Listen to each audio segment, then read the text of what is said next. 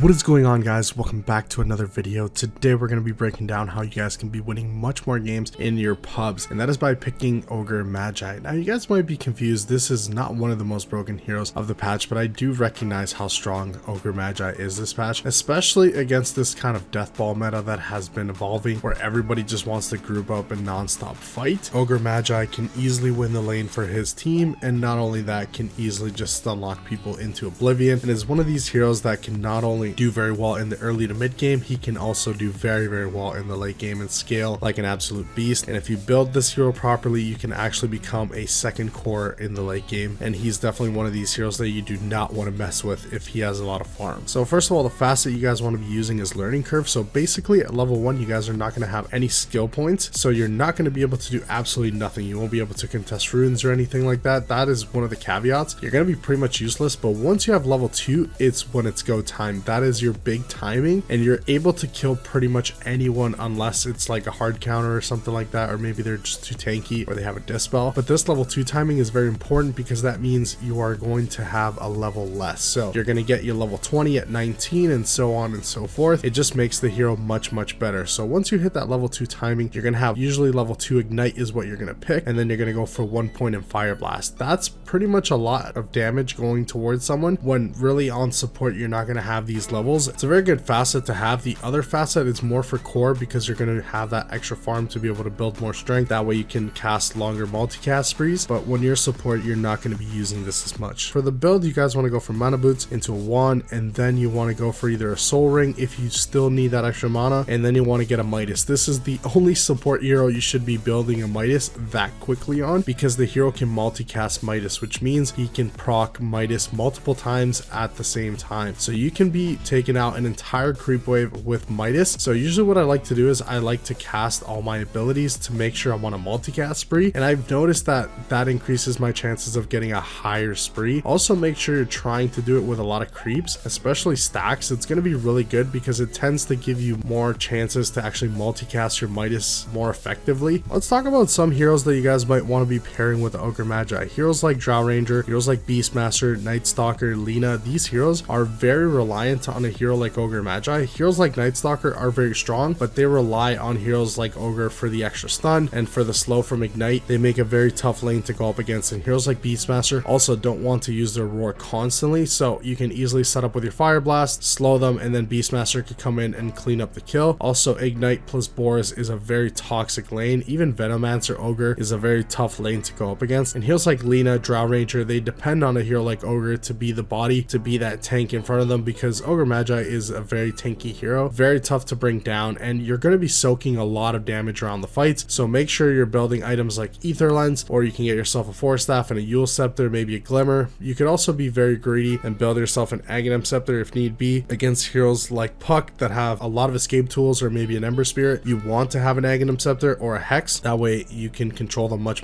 better, and it's going to help your team in the long run. But Aggron Scepter is much cheaper, and it just provides you with an extra stun, and that's always going to feel really good on this hero, because stun locking feels really awesome. If you're going on a really big multicast spree, you'd be surprised how much damage this hero can actually do with a really big Fire Blast. But let's talk about some of the best and worst matchups for the Ogre Magi. Some of the best ones are Ursa, Monkey King, Troll Warlord, Phantom Assassin, Riki, and Enchantress. These heroes you are very good up against, especially Enchantress, because you have a lot of burst damage, and that hero is very good up against agility heroes or right click cores in general. Ogre Magi doesn't really right click at all, so you have the ability to burst that hero. Heroes like Troll hate Ogre Magi. Honestly, if I'm playing Troll and I see an Ogre on the enemy team, it feels really tough, because all the Ogre needs to do is catch me off BKB and stun lock me into oblivion. I've seen it way too many times and I've gone through it. It's a tough matchup. Heroes like Ursa, same thing. You can just kite them into oblivion, build a Yule Scepter, you can multicast the Yule Scepter, and it's just absolutely insane, guys. The amount of things you can do on the Ogre just by having that ability to multicast stuff is always going to be a fantastic tool and